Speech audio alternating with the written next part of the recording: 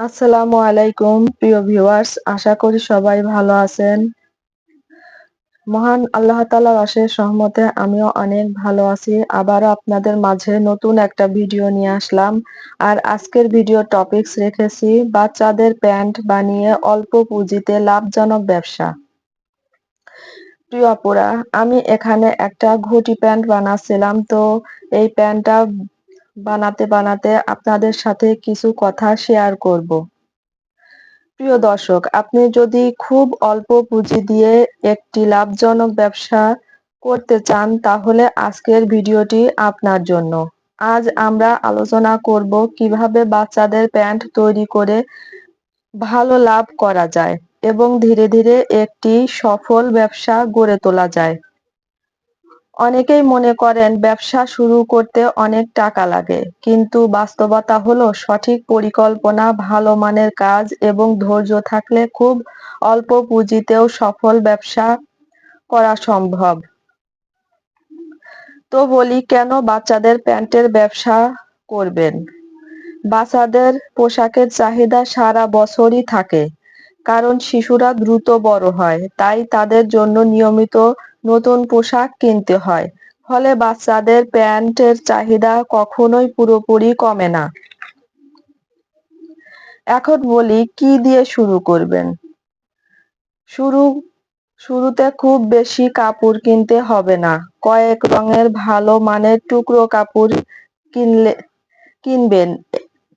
এ সকল কাপড় কিনতে আপনার অনেক টাকা গুনতে হবে না। টুকরো কাপড় বাজার থেকে আনলে আর একটু দামাদামি করলে যদি আপনি একসাথে ধরুন আপনি 700 থেকে 1000 টাকার মধ্যে টুকরো কাপড় বাজারে গিয়ে কোনো দোকান থেকে কিনলেন, তবে হ্যাঁ আপুরা, আপনাদের কিন্তু ওই দোকানদার লোকের কাছে বলতে হবে যে আমি এই কাপড়গুলো নিয়ে ড্রেস বানিয়ে বিক্রি করব। তাহলে কিন্তু দেখা যাচ্ছে যে তারা অল্প টাকায় কিন্তু আপনার ওই কাপড়গুলো দেবে। আমাদের এখানে বাজারে আমি যখন কাপড় নিয়ে আসতাম প্রাথমিক অবস্থায়, তখন কিন্তু দেখা যেত যে 1 গজ কাপড়, টুকরো কাপড় আর কি, 1 গজ তারা নিত 40 থেকে 45, আরো আগে নিত আছে 35 টাকা করে।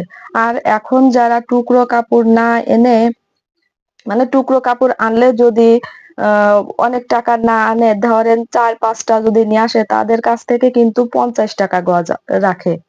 যাই হোক, আমাদের এখানে এখন যদি আমরা ব্যবসা করার জন্য টুকরো কাপড় নিয়ে আসি তাহলে তারা 40 থেকে 45 টাকা রাখে। আপনাদের ওখানে হয়তোবা কম বেশি নিতে পারে।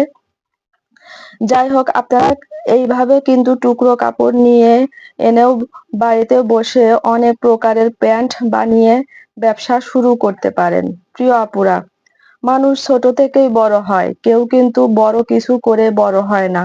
তাই বলছি, আমার মনে হয় যে এখনকার মানুষের বাড়িতে প্রত্যেকটা ঘরে ঘরেই প্রায় 100%-এর মধ্যে 90% লোকের ঘরেই কিন্তু একটা সেলাই মেশিন আছে। তো আপুরা, আপনারা শুধু শুধু সেই সেলাই মেশিন যদি ফেলে না রেখে ঘরে বসে এই প্যান্টের কাজটা করেন তাহলে কিন্তু দেখা যায় যে কিছু টাকা হাতে আসে। প্রিয় আপুরা, এখন বলতে পারেন যে আমার এই কাপড়গুলো কারা নেবে? আপনার বাড়ির আশেপাশের লোকই কিন্তু নেবে। যাই হোক, এরপরে যা লাগবে সেটা হচ্ছে ইলাস্টিক। আপনি কাপড় তো আনলেন, তারপরে লাগবে ইলাস্টিক আর সুতা।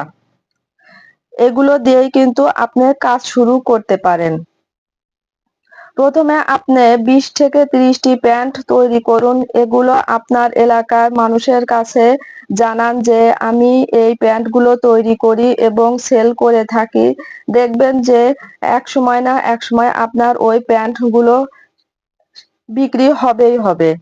প্রিয় আপুরা, খাবার কিন্তু পচে যায়, কাপড় পচে না। আপনি যদি এই প্যান্টগুলো বাসায় বানিয়ে রাখেন, দেখবেন যে আপনি একজনের কাছে, দুইজনের কাছে যদি বলেন, তারা যদি আপনার ওই প্যান্টগুলো পছন্দ হয় তাহলে কিন্তু নিবে, আর তারাই আপনাকে কাস্টমার এনে দেবে যদি কাজের মানটা ভালো রাখেন। প্রিয় আপুরা, অবশ্যই কাজের মান ভালো রাখতে হবে। আমি এইখানে দেখুন যে শুধু ঘটি প্যান্ট বানিয়েছি।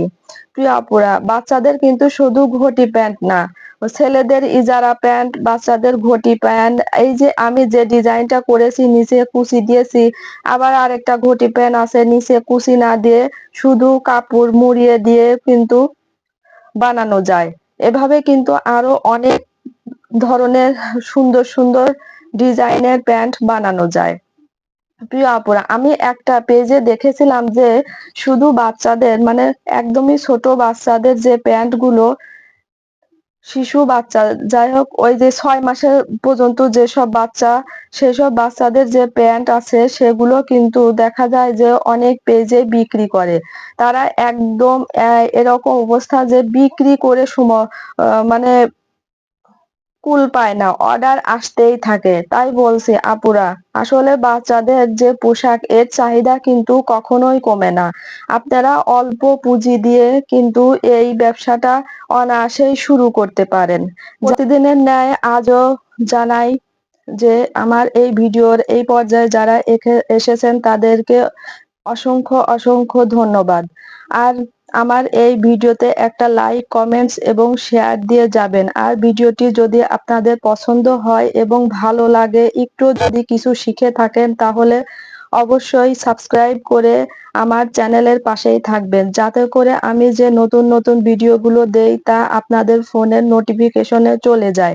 প্রিয় আপুরা, যারা দর্জির কাজ করেন এবং যারা ব্যবসা করেন মানে কাপড়ের ব্যবসা করেন, তারা কিন্তু এই কাজটা কিন্তু অনায়াসেই অন্যদের তুলনায় ভালোভাবে করতে পারেন। কারণ দেখা যায় যে আমিও কিন্তু কাপড়ের ব্যবসা করি, তো কাপড়ের ব্যবসা করার পরে করতে করতে আর কি, যে কাপড়গুলো আমরা বাজার থেকে নিয়ে আনি, সেই কাপড়ের যে টুকরো কাপড়গুলো বেঁচে যায়, শেষ পর্যায়ের কাপড়টা আর কি, তো সেই কাপড় দেখা যায় 1 গজ, তারপরে 14 গিরা এইভাবে কিন্তু বেঁচে যায়। আর সেগুলো বিক্রি করা আসলে কেউ নিতে চায় না।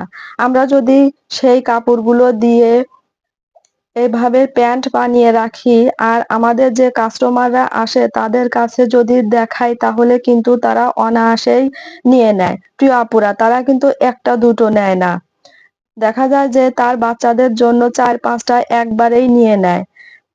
টেইলার্স আপুদের জন্য এটা কিন্তু ভালো একটা সুযোগ। আর যারা নতুন কাজ শিখছেন তাদেরকেও বলি, আপনারা যদি অনেক কিছু না বানাতে পারেন, তাহলে এই প্যান্টগুলোও কিন্তু বানিয়ে রাখতে পারেন। প্রিয় আপুরা, প্রথমে আপনারা অল্প দামে বিক্রি করবেন। আমি যেমন বললাম যে বাজার থেকে যদি আপনি 50 টাকা গজও কাপড় নিয়ে এই ব্যবসাটা শুরু করেন, তাহলে দেখা যাবে যে আপনি 100 টাকা করে যদি এই প্যান্টগুলো বিক্রি করেন, তাহলে আপনার 50 টাকা থেকে যাবে। প্রিয় আপুরা, এভাবে কিন্তু ব্যবসা শুরু হয়।